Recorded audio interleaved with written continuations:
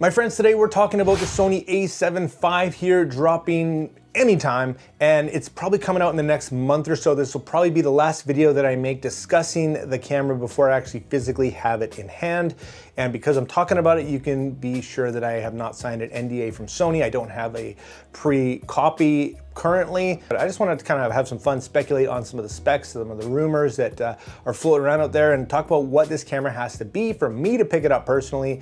And make sure you drop down in the comments what it has to be for you to buy this camera as well. So let's dive in and talk about some of the rumors here. The first one being the sensor. It sounds like it's going to be a 33 megapixel sensor that is partially stacked. So in terms of resolution, 33 megapixels is right in the kind of middle here. It's a great resolution for, I think, the majority of people, and I think adequate for pretty much anything you shoot these days. If you need more resolution than that, you can always upscale it in post. We have amazing software for that, and it kind of is a sweet spot between file sizes and just keeping everything reasonable in terms of the camera's output and capabilities. So for me, I think the 33 megapixel range is ideal, but maybe I'm wrong. Let me know down in the comments. Next, we've got shooting speed. And this is a big one for me because I love to shoot wildlife, sports, fast moving stuff. So the A7 IV, of course, is not fast at 10 frames per second.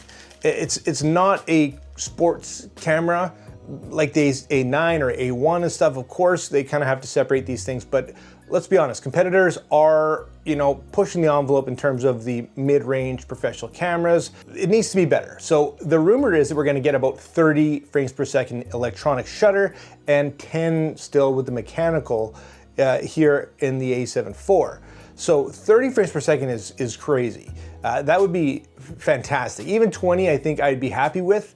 But I would have liked to see the mechanical a little bit up, maybe to 15 or something. But again, if all we're getting is electronic, I'm still really happy with 30 frames per second. Again, this is a mid-range jack of all trades camera, a master of none. So if we get mid-range decent of everything, I think the majority of people are gonna be pretty happy, and 30 frames per second is just insane. So expanding on the 30 frames per second, wouldn't it be amazing if this camera also had pre-capture? And to be honest, I'd be really surprised if it did, up until the point where Canon released their R6 Mark III that does have pre-capture. And I think now it's very important that the A7V have pre-capture, even if it's handicapped a little bit from the the high-end stuff. Maybe its capabilities aren't quite there, but to have that ability to shoot before you're shooting, for again wildlife, for sports shooters, for any photographer who's missed a shot, to be able to go back in time is just insane. So I would love to see pre-capture in this camera, and because of that Canon release, I think for me it's kind of going to be a necessity at this point. What do you think? Next up is 8 stops of in-body image stabilization, up from 5.5 in the A7 IV. This is really good, this is solid, but we also have a fantastic software stabilization at this point, both from the active stabilization in Sony lenses, but also in post. It's really easy these days to get really good stabilization performance in your cameras. The rolling shutter is, I think, where I would really like to see this improved drastically, because for me, even the A7 IV, it's horrendous. It's really not nice to work with. So rolling shutter, fixed or drastically improved is going to be a big one for me. Next, for video shooters, I think this camera absolutely has to shoot 4K 60 no crop.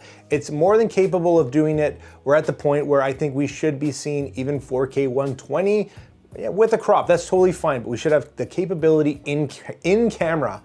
And another thing to consider is that I think people are shooting with this camera equally for video as they are in photography. So it's got to, again, be that jack of all trades. And the standard these days, I think 4K 60, no crop. I don't know if that's negotiable. Let me know if I'm wrong. Next up is a big one. It's going to be a new AI chip like the one found in the Sony A7 II. This means incredible autofocus and detection. It's going to take it to the next level. Now, of course, a few tracking things. You've got animal, you've got bird, and you've got human in the A7 IV. For the A1 and whatnot, you've got everything. You've got trains and literally detects everything. So a new AI chip in this thing is going to take that autofocus to the next level. And a big improvement. I don't think that's that's 100% expected. And if it's not, I think there's gonna be problems. Next up is a free angle tilting 3.2-inch LCD, and this has to be better resolution.